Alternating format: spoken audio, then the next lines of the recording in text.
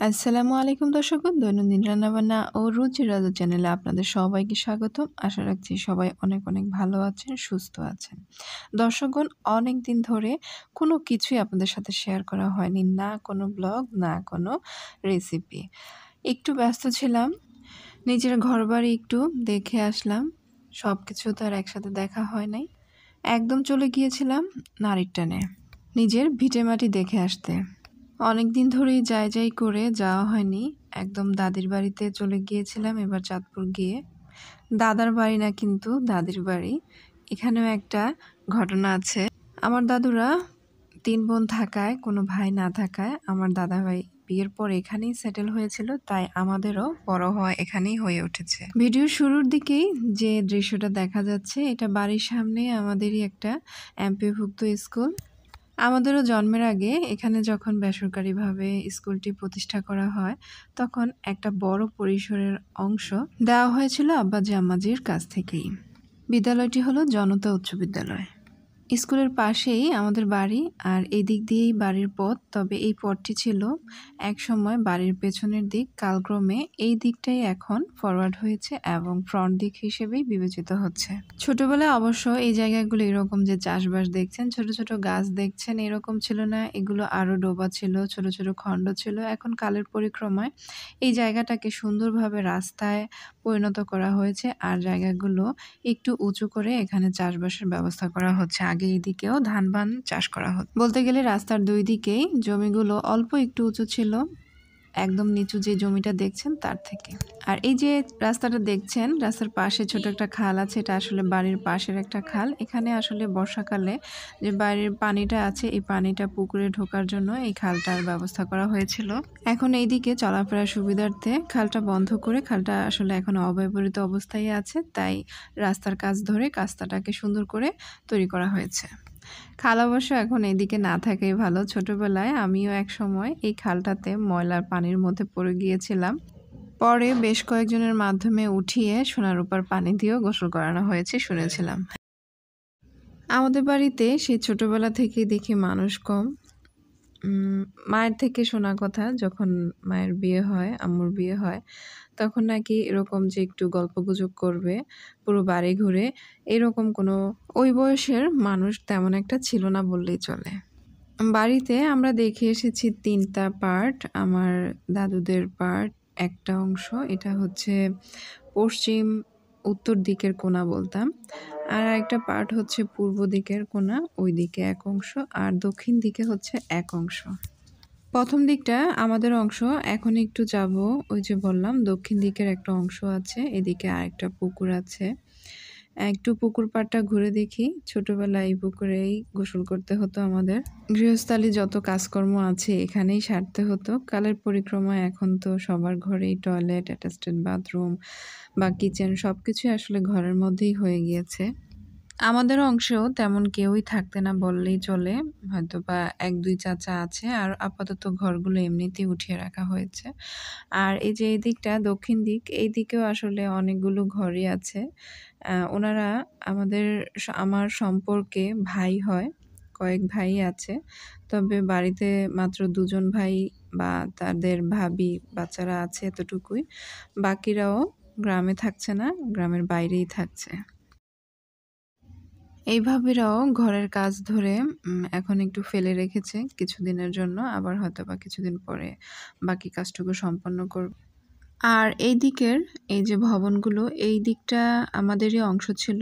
আমাদের ওই দিক থেকে পেছন দিক, এই দিক থেকে ফ্রন্ট দিক আমার অন্যান্য চাচাদের ঘর এগুলো। আর এখন যে দিকটা দেখাবো, এই দিকটা হচ্ছে আমার আরেক বাড়ির আরেক পাশের চাচিদের ঘরবাড়িগুলো। মূলত বাড়িতে ওনারাই প্রথম দিক থেকে এখনো আছে, তাও সবাই না, ওনাদেরও বেশিরভাগই চাচিরা গ্রামের বাইরেই থাকছে। এখানের দাদা-দাদু মারা গিয়েছে অনেকদিন আগেই। দাদার হাতেই যে একটা কামরাঙা গাছ, বিশাল একটা কামরাঙা গাছ। খুব বিশাল না, তবে এর বয়সটা মাশাআল্লাহ অনেকদিন। আশা করছি আরও অনেকদিন যেন বেঁচে থাকবে ইনশাআল্লাহ। খুব সুন্দর কামরাঙা ধরে। এখন অবশ্য কেটে দিয়েছে। আর এদিকে আরেকটা পুকুর, পুকুরের ওই যে পূর্ব দিকে কবরস্থান দেখা যাচ্ছে, বিশাল আয়তনের একটা কবরস্থান। কবরস্থানের পাশে একটু আবার এভাবে করে দিয়েছে যাতে পাড়টা ভেঙে না পড়ে। পুকুরের উত্তর পাশটা এখন একটু খালি লাগছে, নানান কারণে নানান সময় কিছু কিছু গাছ একদম শিকড় উঠে গিয়েই পড়ে গিয়েছে, যার কারণে এখন খালি লাগছে। আগে এই পাড়টাও গাছগাছালিতে একদম ভরপুর ছিল। আমি একটু ওই পারে যাব, ওই পারে যেয়ে পুকুরের সব দিকটা দেখাবো। আর এই যে সিঁড়ির পাশে এখানে কত স্মৃতি, এরকম কাঠের কিনারে বা সিঁড়ির কিনারে যে ছোট ছোট চিংড়ি মাছগুলো থাকতো, এই চিংড়ি মাছগুলো আমরা ৩ কোণার একটা হোঁচা বলতাম, হোঁচা দিয়ে উঠাতাম। আবার তখন পুকুরের ঘাটলার চারদিকে মহিলাদের জন্য এরকম বাঁশ দিয়ে সুপারি গাছের যে বাইল আছে, বাইল বলা হয় সুপারি পাতাগুলোকে, যখন শুকিয়ে যায় এগুলো দিয়ে বেড়া দিয়ে দেওয়া হতো। এর মধ্যে ছোট ছোট গুড়া চিংড়ি অসংখ্য ছিল। সেই স্মৃতিগুলো আসলেই খুব সুন্দর। এখন কালের পরিক্রমায় অ্যাটাচড বাথরুম হওয়ায়, কিচেন হওয়ায় ঘরের মধ্যে ঘাটলার ব্যবহারটা কমে গিয়েছে, তা দেখেই কিন্তু বোঝা যাচ্ছে। আর এখানেই দেখতেছিলাম, যখন এখানে যাচ্ছিলাম তখন দেখলাম এখানে ছোট ছোট বাবুরা, বাচ্চারা এই সিজনের খুব জনপ্রিয় একটা ভর্তা তৈরি করছে গাছের মুচি দিয়ে, যেগুলো একটু কুড়ো কুড়ো হয়, পুরুষ কাঁঠালগুলো, এগুলো দিয়ে চালতা দিয়ে আর একদম কচি মূলো দিয়ে একটা ভর্তা করা হচ্ছে। বাড়ির চারপাশে অনেক সুপারি বাগান, তবে অবশ্য এখন তেমন একটা নেই বললেই চলে। আর এরকম চাপ পাতা জাতীয় কিছু গাছ দেখা যায়, আপনারা যদি বলতে পারেন জানাবেন এগুলোর নাম কি, আমারও আসলে এভাবে জানা নেই। ছোট ছোট ফুল হয়, সাদা ফুল হয়, একটু মধু হয়, ছোটবেলায় অনেক দুষ্টামি করতাম, খেতাম।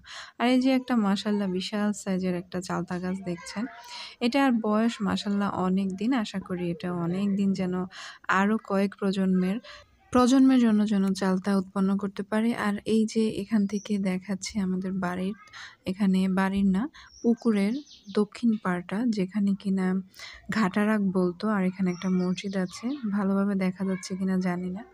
আর এদিকটা আগে একটা, আমি যেখানে দাঁড়িয়ে আছি তার অপোজিটে এটা একটা বিল ছিল, কালের পরিক্রমা এখন একটা ঝিল বানানো হয়েছে। পুরো বাড়িটা আসলে সেভাবে ভিডিও করা হয় না, বা টাইম লিমিটেশন থাকে, স্পেস লিমিটেশন থাকে, সব কিছু মিলে আসলে ভিডিওতে দেখানো যায় না। আবার কখনো পার্ট বাই পার্ট দেখাবো। তো বাসায় ফিরে এসে দেখলাম এই যে এতক্ষণ ঘোরাঘুরি করলাম, কখন যেন এই জিনিসগুলো জামার মধ্যে লেগে আছে, অনেকগুলো ফেলেছি, পরে ভাবলাম কয়েকটা দেখাই আপনাদের। এই কাঁঠাল গাছটা আমাদের বড় দাদুদের, এইদিকে আগে একটু জঙ্গলের মতো ছিল, এখন পরিষ্কার করা হয়েছে, তবে কাঁঠাল গাছটা রাখা হয়েছে। তবে এই কাঁঠাল গাছটার এমন এক বৈশিষ্ট্য, এটার মধ্যে খালি মনে হয় পুরুষ ফুলই ফুটে, মহিলা ফুল ফুটেও না, এটার মধ্যে পরাগায়নও হয় না। আর তেমন আমরা ছোটবেলা থেকে দেখে আসছি কাঁঠালও হয় না। তবে কাঁঠাল না হলে কি হবে, মাশাল্লাহ এর মধ্যে এত পরিমাণে মুচি হয়ই হয়। এটা আসলে মনে হয় এই কারণেই আর কাটাও হয় না, রাখাও হয়েছে তার জন্য। ছোটবেলায় কত যে মুচি খেতাম এটার থেকে, তা আসলে বলে শেষ করা যাবে না। মাশাল্লাহ এখনো অনেক মুচি দিয়ে যাচ্ছে, ইনশাল্লাহ আগামীতেও দিবে।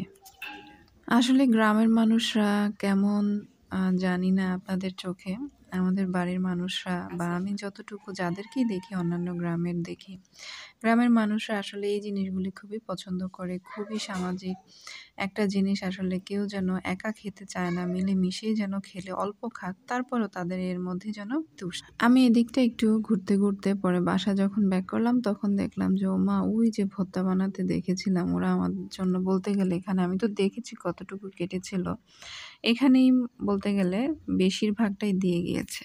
সন্ধ্যার আগে আবার রওনা দিয়ে দিয়েছিলাম আমাদের বাড়ির ঘাটারাক দিয়ে, বা আমাদের জগ, এটাই কিন্তু আসলে ফ্রন্ট সাইড ছিল, এখন কালের পরিক্রমা এটা ব্যাক সাইড হয়ে গিয়েছে। এই যে এদিক দিয়ে একটা দিক গেছে রাস্তার দিকে, আরেকটা দিক পূর্ব দিকে, যে রাস্তাটা, এই রাস্তাটা দিয়ে হচ্ছে কবরস্থান দিকে যাওয়া যায়। ফাইনালি এদিকে আমরা একদম মেইন রাস্তা চলে আসলাম, চলে এসে বাসা চলে আসলাম। তো দর্শকগণ, আমার ভিডিওটি ভালো লেগে থাকলে চ্যানেলটি সাবস্ক্রাইব করবেন, আর ভিডিওটিতে লাইক কমেন্ট শেয়ার করতে ভুলবেন না। পরবর্তী ভিডিও পাওয়ার জন্য নোটিফিকেশন বাটনে ক্লিক করে রাখুন। ধন্যবাদ।